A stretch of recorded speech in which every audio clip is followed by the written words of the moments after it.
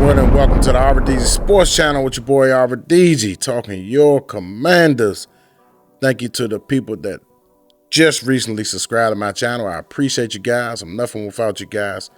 Please like, share, and subscribe. Well. Another day, another week. A L this week. We didn't get the dub.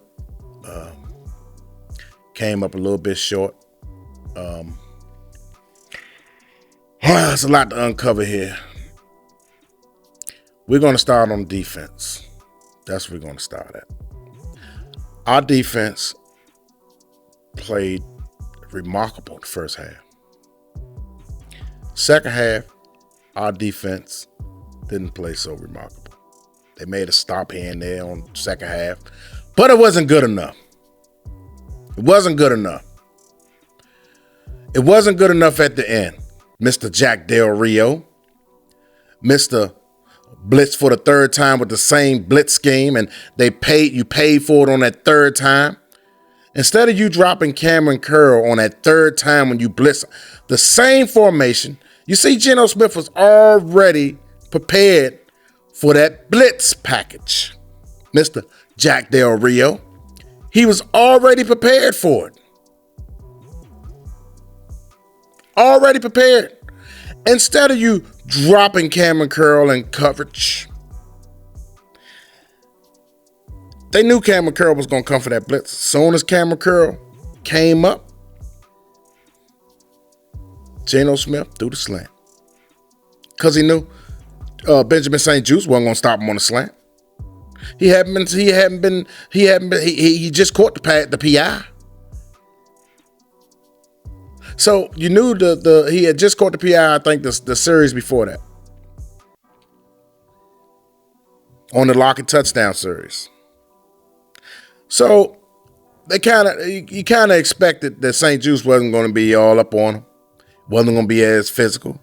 So he knew he had a free reign off the line of scrimmage. But because Jack Del Rio don't have his guys jamming at the line of scrimmage, right? Geno Smith had that time, because had he jammed DK Metcalf on the line of scrimmage, it would have disrupted the play a little bit. But because he was able to run free off the line of scrimmage, easy. Pitch and catch. Easy. And they constantly make it easy for him. That's why the quarterbacks be having so much success against us, because we don't jam at the line of scrimmage, because of Jack Del Rio's, he want the cornerbacks to read the quarterback's eyes. Okay, that's fine and dandy. On third and longs, that's cool. But when you like on third and shorts and stuff like that, man, jam at the line of scrimmage, man. If it's just like a 3rd and 7, 3rd and 8, 3rd and 5, we jamming at the line of scrimmage. If we got a 3rd and long, yeah, of course. Let the cornerbacks play at least 5 to 10 yards off the wide receiver. Yeah, of course. But 3rd and shorts, anything like 3rd and 4, 3rd and 5, 3rd and 6, 3rd and 7, 3rd and 8s, man, we jamming at the line of scrimmage, man. We're not going to make it easy for them. We want that quarterback. That's why the defensive line don't get home as much, because the quarterbacks can already direct where they want to go at. This guy playing 10 yards off. He playing 10 yards off. All the cornerbacks are playing 10 yards off. Man, I can run curls out of that. I can run slants out of that. I can run sideline plays, up and outs from that. I can run crossing routes from. Man, so many things that a quarterback can do when a cornerback is playing 10 yards off. It's so many things. That's like 5 yards a pop off the break. I could do a 5-yard curl, 5-yard hitch off the break. By the time that defender reacts to it, the ball already caught. And then if they sit on it, after I set you up with couple of those, you're going to go for the double move. Now I'm going to hit you over the top. I mean, it's just so many things a quarterback can do. Jack Del Rio must go. He must go. I don't understand this, man. What more do I need to see? Jack Del Rio defense lost this game for us. Defense gets a D-. The offense scored back-to-back series. Back-to-back series. Then your defense gave up a long touchdown run. We had the game in control when it was 12-9. I said, the way this game going, there's no way. There's no way we're going to lose this game. Sure enough, they ran off a long run. Put them up 16-12. Then they got a field goal. Put them up 19-12. Off the Sam Howell fumble. Okay, cool. Then we went down and we tied the ball game up. When we couldn't do nothing. It seemed like we couldn't do nothing all game. We got one touchdown, tied it up. Seattle come right back down. Get another touchdown. What we do? We go down. We get another touchdown. Now it's like game on with 58 seconds left. What kind of defense Jack Del Rio playing? I don't know defense. It's called the I don't know what the hell he doing defense. I'm blitzing. I'm coming. I'm not going to have this guy to give this guy a chance. I'm double teaming Metcalf and everybody else playing one-on-one. Metcalf's not going to beat me. I'm sending blitz. I'm coming. I'm not going to sit back and let Geno Smith dictate. But Jack Del Rio, you and your defense. We had missed tackles out there. All type of stuff going on out there on that defense in the second half. And if it wasn't for Geno Smith throwing up on himself in the first half, at the end of the first half, by taking the team out of field goal range and then getting by getting that intentional grounding and that 10-second rule, rolled 10 seconds off the clock when there was 7 seconds left, they would have had a go-ahead field goal right then and there. Mr. Jack Del Rio.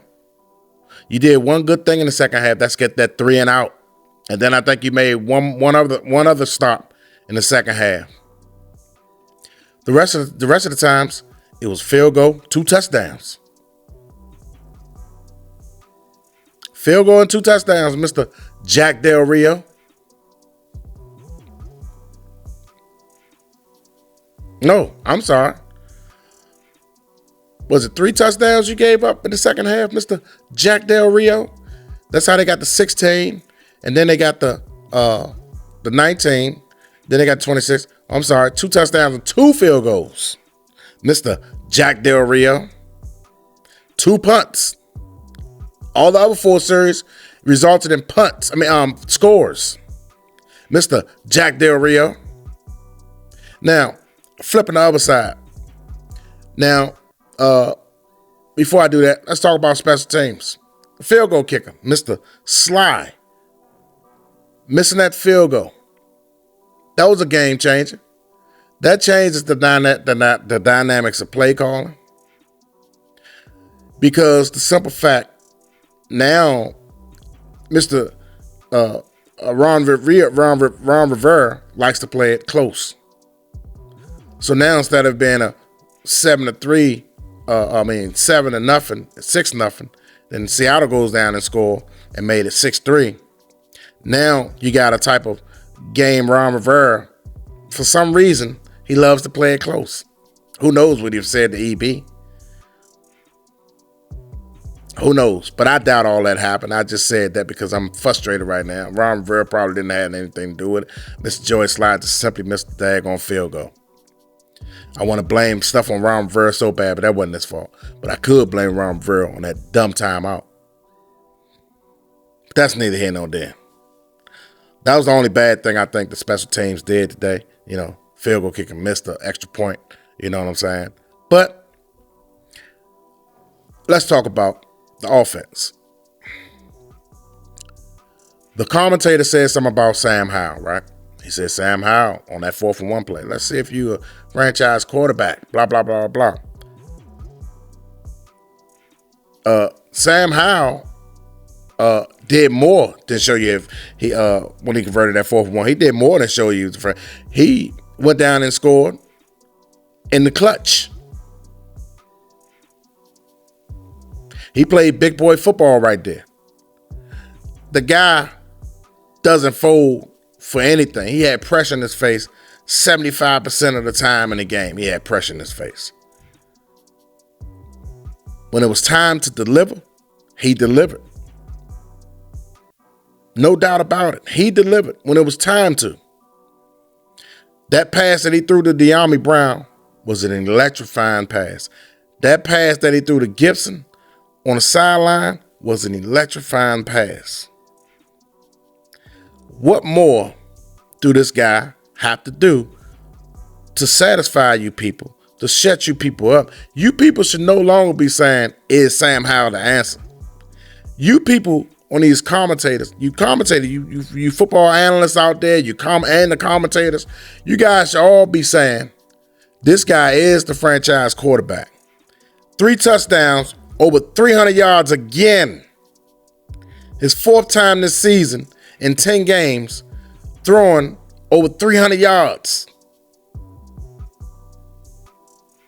What more can this guy do? 17 touchdown passes now to 9 interceptions now. Damn near 3,000 yards. Almost not too far away from 3,000 yards passing already with 17 touchdowns and 9 interceptions. What more can this guy do to show you that he's the franchise quarterback? But one thing he can't do is play defense. That's what he can't do. He cannot play defense out there. 2 series back-to-back when he needed him to score, he scored. The defense didn't hold up their end of the bargain. Per usual. You got rid of Sweat. What you replace him with? You should have kept Sweat, got rid of Chase Young. That's what you should have did. Now you don't have a pass rush. You don't have a pass rush. Sure, your defensive lineman is playing discipline, but they was able to carve it up on the run. They was running on the edges, and they was able to gas you guys. Our linebackers are suspect. Jamin Davis is a hit and miss. Let's call a spade a spade. He's a hit and miss. He shows flashes in the game, but he's just not consistent. He continued to take bad angles. That's why he gets blocked out of the play. He's taking bad angles. You got to have awareness. Sure, he's got athleticism. He got some speed, this, that, and the fourth, but he continues to take bad angles. And Mayo, let's not talk about Mayo. Come on now, Mayo. Mayo is terrible, but that's all we have.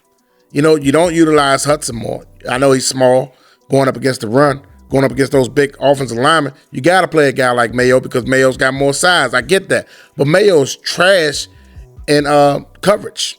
Everybody knows that. I know it's not a secret. We all know that. But Mayo's not the answer. We need to shore up that middle linebacker position because the other guy's not the answer neither. We need a middle linebacker. Bad. That's just plain and simple. The truth of the matter. Our defense let us down this game. When we needed them the most, they let us down. They came up big last week, but they came up short this week when we really needed it the most. Now we're 4-6. We're sitting at 4-6. Sitting at 4-6. Still got the Dolphins to play. Still got to play the Cowboys twice. Got the Giants next week. That's not a guaranteed win. And we still have the 49ers. Hopefully, when we play Dallas at the end of the year, they don't have nothing to play for. And we're still, in it for some reason. And we have a game like we had against Dallas last game of the year, and we're able to skate into the playoffs because right now you're asking for a miracle. There's at least 3 L's left on the schedule. We got Dallas twice. We're going to lose one of them games, right? You got the Dolphins. Tyreek Hill. Oh, my goodness. What are we going to do with that? And then we had the 49ers. So that's 3 L's that I'm giving us already right there. That's 9 losses. So now you're talking about 8 and 9. Now you got to rely on Minnesota to lose because they got the last playoff spot. Joshua Dobbs is playing good. They won their game today. You hold a tiebreaker against Atlanta. So us in Atlanta, 4-6, and everybody behind us, they're not a threat. But I just don't see us winning 5 more games to get the 9 spot, to get the 9 wins. I don't see us winning 5 more games. So I see us losing 3 more. So we got 7 more games. I see us going 4-3 the rest of the way. And unfortunately, that's going to put us at 8-9. Once again, mediocre. Mr. Ron Rivera. Mediocrity. I like what our offense is doing. Like I said, our offense find a way to score points. Even when it looks daunting, they still find a way. But our defense, Mr. Jack Del Rio, I can't. The schemes, everybody is onto those schemes. No, but he's not intimidating no one. No one no quarterback is worried about that defense. No one is worried. Quarterbacks come in with full confidence against this defense. I bet you they don't even do a whole lot of film study against that defense. They don't. You can tell. They knew exactly what they was going to. Geno Smith knew exactly what was going on with that blitz, that last blitz that he got, and he hit DK Metcalf on. He knew exactly what was coming. Instead of him adjusting Jack Del Rio, it's like, hey, you know what? I'm not going to send it a third time. I'm going to show the look, but I'm going to drop him back in coverage. If he'd have dropped people back in coverage, Geno Smith would have been stuck with the ball. That would have allowed our defensive ends to get home. But because it was already predetermined what was going on, the offensive line picked it up with ease. That means that your defensive coordinator is getting out-coached. He got out-coached on that play. If I get home on two times in one game, I know that third time, it's the NFL, I know that third time, it's a possibility they're going to be ready for it. The same formations, everything was tailor-made for Geno Smith. He looked right over there. He looked to the right. Okay, they blitzing on the side. Boom, I see Cameron Curl. Boom, that slant wide open. No hesitation. 1, 2, boom, ball was out of his hands. Because it was already predetermined. He already seen he already saw where the blitz coming in at. They was going to be waiting on that play again. They was waiting on it, and that's why he audible. As soon as he saw it, he audible. Mr. Jack Del Rio. It's awful. If you don't fire Ron Rivera, Mr. Josh Harris, Mr. Magic Johnson, and the Rails group, whoever I need for this video to hit home to, get rid of Jack Del Rio. And you tell Ron Rivera, I'm bringing in my own defensive coordinator. Simple as that. And if you don't like it, Mr. Ron Rivera, you can step down and Eric Bieniemy is my new head coach. Period, point blank. Because I'm sick and I'm fed up with Jack Del Rio. Our offense goes out there and put up 26 points. This is supposed to be a legit defense, right? Offense goes up there and put up 26 points, man. And that's still not good enough. Against Philly twice this year, our offense put up over 30 points and lost the game. Mr. Jack Del Rio. I'm sick and tired of being sick and tired of Jack Del Rio. This is part of the reason why we lose a lot of games, because of his defense. Period, point blank, man. You get a different... I just go back and look at the Dallas defense, right? Dallas defense was poorest before they got Atlanta Falcons ex-head coach as their defense coordinator. Same players, this different defense coordinator. Made a hell of a difference. Excuse my language. Hell of a difference. It's all about the scheme, man. How do you utilize your players? And he knew exactly how to utilize Michael Parsons. He knew exactly how to utilize him. Our defense coordinator sucks ASS, man. He sucks. And this was a clear indicator of why we need a new defense coordinator. The game has passed this guy by. He's a stubborn head coach. He's a stubborn defense coordinator. He don't make many adjustments in a game. He don't. This is the sole reason why Jay Gruden got fired, because he was stubborn with his defense coordinator. He refused to get a good defense coordinator. And Ron Rivera, just because the analytics said that his defense was such and such back in 2020 and last year, that doesn't mean that he's salty as a defense coordinator. He really is. And just because you refuse to get rid of this guy, he costs you your job. You did right with the offense coordinator. We scored more points. We scored 30 points at least 3 to 4 times this year already. Our quarterback is like number 2 in the NFL in passing yards. Number 1 in attempts, number 1 in completions. He's got 17 touchdowns versus 9 interceptions. You did good on offense, Ron Rivera, when you made that switch from Turner to Bieniemy. You did good on that part.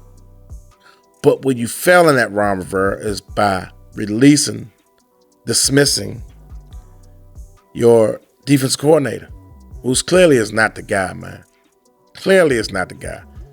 Throw them stats out the window from last year. Those stats don't mean anything. Every year is different. And Jack Del Rio consistently proven that he is not the guy in Washington. He doesn't know how to utilize these players, man. We have some talent on that defense, despite the fact of Chase Young and Montez Sweat not being there. It's Jack Del Rio, man. That's the common denominator. They're only doing what they're coached to do. And he's not good. But anyway, my assessment on the offense, my grade, I'm giving all 3 units grades. My grade on the offense is a B- because of that Sam Howell turnover. I had a couple of drops in there today. So that's why they're getting a B-. The running game could have been better early, but it wasn't. It came on late, but it was just too late. My book to get a B+, so you're going to get a B- offense. Special teams, you get a C- because of that missed field goal. I thought Tressway did an excellent job today, pinning those guys down there with his punt and his long punts. Did an excellent job for our coverage unit to get down there. Tressway, that's why you're always a Pro Bowler. Salute and shout out to Tressway. Defense, D-. D-. You know, you had a C+ grade at halftime. You know, I had you guys graded a C+. You know, you had a B. You had a B+ until you allowed Seattle to get across that 50 and get in the field goal range. Luckily, like I said, Jano Smith threw up on himself, and I had an intentional ground, and thank goodness for that. I brought you guys' grade down to a C+, from a B+ to a C+ because of that. Because if it weren't for him self-inflicting wounds that he caused for himself, they would have had 3 points. You know, then the fourth quarter, we all know you only force those guys to punt 2 times. They got 2 field goals and 2 touchdowns in the second half. So yeah, D-. D-. Ron Rivera, your overall grade as a head coach today, a C-. C- just wasn't good enough, Ron Rivera. Just wasn't good enough. But anyway, if you like what you saw, if you haven't subscribed, please subscribe. Please like, share, subscribe, and comment. I appreciate you guys. And tell me how you feel about the game. I appreciate it. That's it for me. Catch you on the next one. That's all I got. Peace.